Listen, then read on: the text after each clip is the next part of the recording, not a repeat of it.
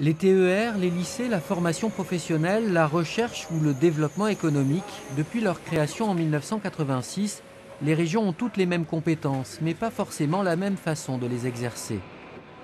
En fusionnant, Aquitaine, Limousin et Poitou-Charentes forment une région de plus de 84 000 km², la plus vaste de France, une superficie qui nécessitera le maintien d'antennes de proximité et ne permettra sans doute pas de centraliser tous les services.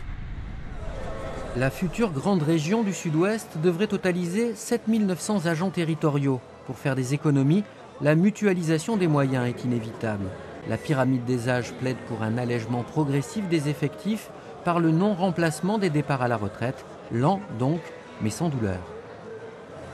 Près de 2 agents du conseil régional sur 3 travaillent dans les lycées et la fusion des régions n'y changera rien. Dans un premier temps, l'alignement des services et des salaires devrait même générer un surcoût. C'est dans l'harmonisation des compétences et l'arrêt des doublons entre communes, départements, État et régions que réside la plus grande source d'économie.